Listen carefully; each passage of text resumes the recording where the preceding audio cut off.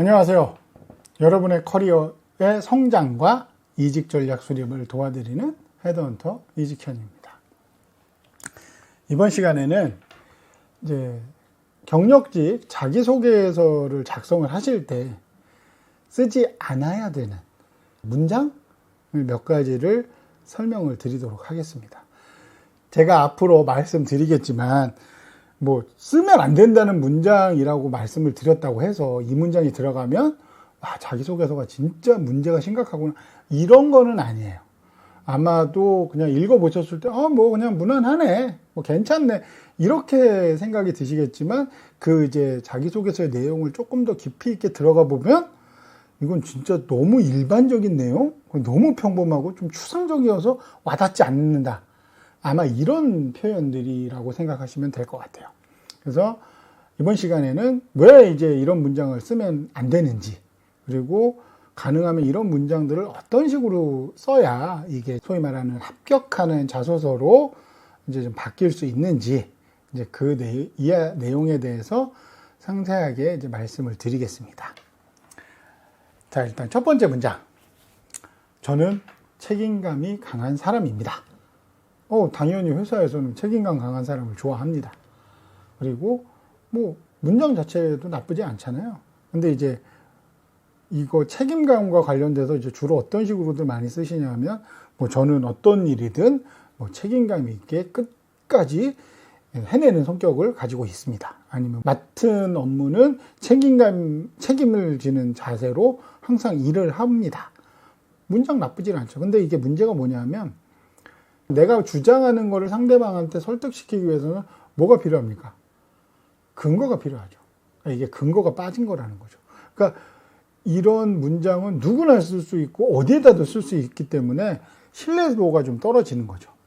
그러니까 예를 들어서 저는 맡은 바 일을 끝까지 책임진다 라고 하면 그거를 이제 신뢰할 수 있게 그 경험을 써줘야 되는 거죠. 예를 들면 프로젝트를 진행을 하는데 팀 리더가 갑작스러운 개인 사정으로 휴직하게 돼서 이제 업무가 마비될 상황이 됐다. 그렇지만 내가 그 리더 역할을 맡아서 다른 부서와 직접 협업하고 고객하고 직접 소통을 해서 일정을 다시 잡고 내부 보고서 작성부터 마감까지 주도적으로 일을 해서 문제없이 프로젝트를 마칠 수 있었다. 그냥 이 경험만 들어가도 이 사람은 책임감 있는 사람이라는 걸 알 수가 있는 거잖아요. 그러니까 굳이 저는 책임감이 있습니다, 그렇게 문장을 쓰시기보다는 차라리 책임감을 상대방에게 확실히 보여줄 수 있는 이런 사례를 한번 쓰는 게 훨씬 더 도움이 된다는 거죠. 그러니까 책임감이라는 거는 결국에는 내가 맡은 일을 기한 내에 문제없이 완수했다라는 거잖아요. 그런데 중간에 어려운 상황이 벌어졌지만 나는 책임감이 있으니까 포기하지 않고 이 문제를 해결했다. 그러니까 어떤 측면에서 이제 문제 해결, 이제 그 내용을 쓰셔도 충분히 내가 책임감이 있는 사람이라는 걸 확실하게 이야기를 해줄 수 있는 거죠. 자, 그리고 이제 두 번째. 열정이라는 단어도 많이 쓰세요. 열정적으로 임하겠다. 제가 귀사에 입사를 해서 기획팀으로 열정적인 태도로 업무를 하겠습니다. 제 열정을 바탕으로 팀에 기여하겠습니다. 저는 항상 열정적인 사람이라 내가 할 수 있는 일은 뭐든지 다 완벽하게 해낼 수 있습니다. 이런 식으로 열정이라는 단어가 주는 느낌이 굉장히 좀 이제 적극적이고 이제 좀 주도적인 이런 느낌을 주잖아요. 근데 이것도 마찬가지지만, 그러니까 열정이 있는데 업무 능력이 없는 사람이 있고, 열정은 조금 떨어지지만 업무 능력이 좋은 사람이 있거든요. 그럼 누가 회사에서 승자가 될까요? 일단 회사는 업무 능력이 최고니까 업무 능력이 중요하겠죠. 그러니까 열정을 강조한다라는 건 자칫 잘못하면 이제 업무 능력이 좀 떨어진다, 이렇게 보일 수도 있거든요. 그러니까 이것도 마찬가지지만 열정을 강조하려면 내가 어떤 일에, 업무, 실제 어떤 업무, 어떤 프로젝트, 할 때 이런 식으로 열정을 발휘해서 성과를 냈다. 이런 스토리가 있어야 되는 거죠.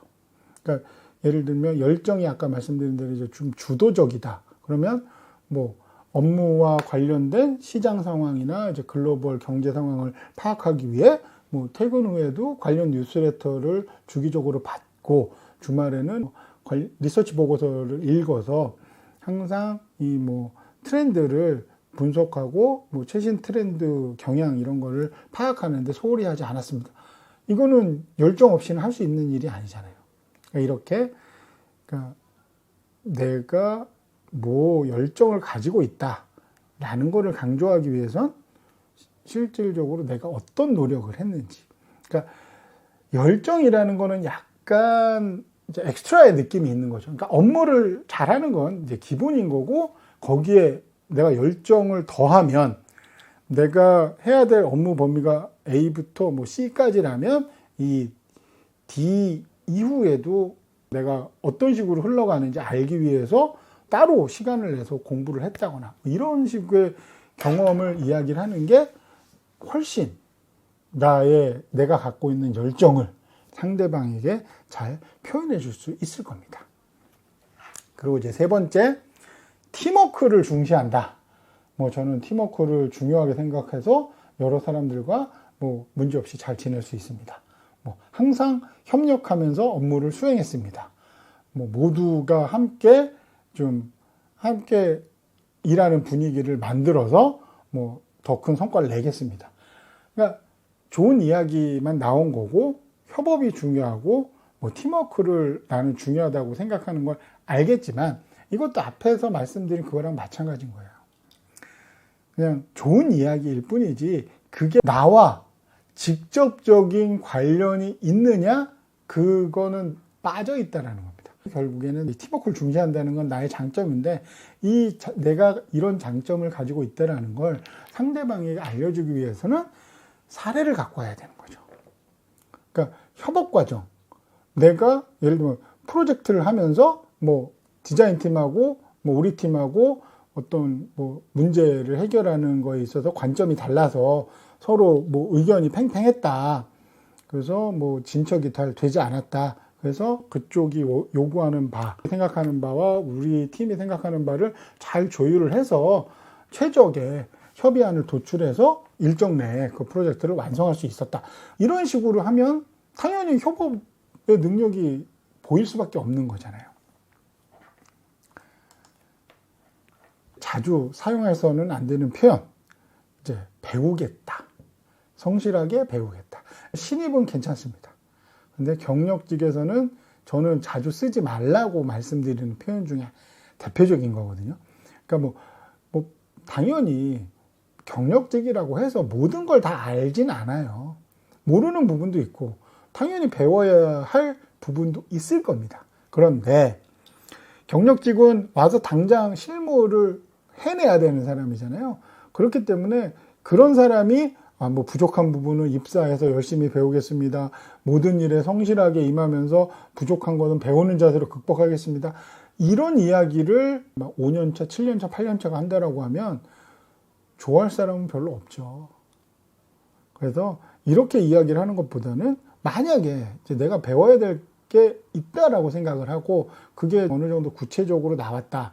그러면 기존 회사와 다른 업무 프로세스에 대해서 최대한 빨리 신속하게 적응하기 위해서 다른 사람들의 업무, 과거 했던 업무 자료를 공부를 해서 현재 내가 진행하고 있는 업무에 부담되지 않는 선에서 개인 시간을 투자해서 조금 더 빨리 팀 업무의 적응 속도를 높이겠다.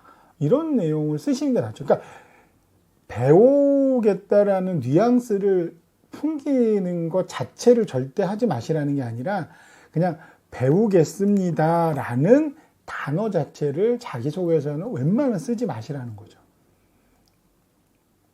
공부를 하고 뭐 습득을 해서 회사에 어떤 식으로 기여하겠다 이렇게 하시는 게 제일 중요하다는 겁니다.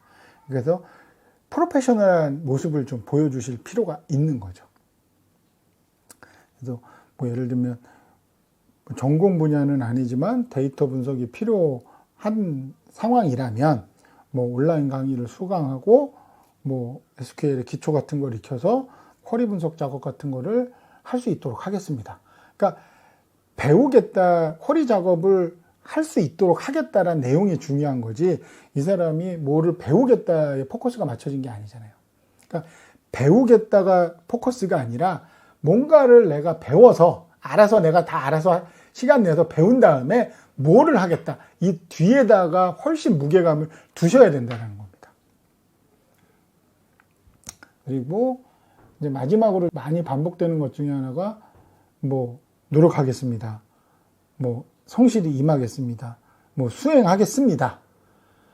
그러니까 어떻게 보면 입사 후 포부 같은 경우는 이게 맞죠. 와서 앞으로 뭘 하겠다는 얘기니까. 그러니까 지원동이나 입사 후 포부 같은 경우는 이렇게 미래형, 앞으로 뭘 하겠다, 할 것입니다, 뭐 이렇게 쓰셔도 되는데, 일반적인 자소서는 내가 했던 업무는 무엇이고 나의 강점은 무엇이고 내가 했던 성과는 무엇이잖아요. 그러니까 최소한 현재 상황이나 과거 상황에 집중이 돼 있다는 거죠. 그러니까 너무 이제 앞으로 뭐를 하겠다라는 내용은 입사 후 포부에서만 쓰시고, 다른 항목들 있잖아요. 뭐 성공 사례가 됐건 강점이 됐건 커뮤니케이션이나 뭐 협업, 태도, 항상 내 경험을 바탕으로 쓰셔야 된다는 거예요. 그러니까 과거의 경험, 내가 해봤던 거. 그러니까 신입은 뭐뭘 하겠습니다잖아요. 해본 게 적으니까.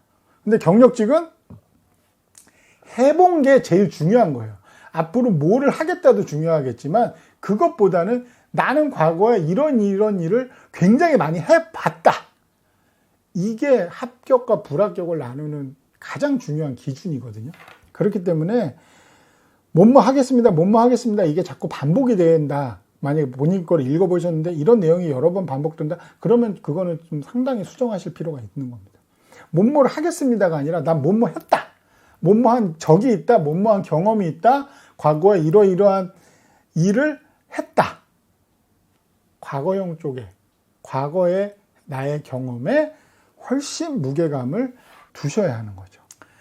자, 오늘 제가 자기소개서, 경력직 자기소개서를 쓸 때 주의하셔야 될 가급적 사용하면 좋지 않은 문장, 그 부분에 대한 말씀을 드렸어요. 그거를 이제 오늘 정리를 해보면, 책임감이 강하다, 열정적으로 임한다, 팀워크를 중시합니다, 배우겠습니다, 그리고 이제 미래 하겠습니다, 이걸 반복하는 5가지만 주의해서 자기소개서를 쓰시고 수정을 하신다면 훨씬 나의 강점과 내가 가지고 있는 업무 역량을 상대방에게 훨씬 더 잘 전달할 수 있지 않을까 생각합니다.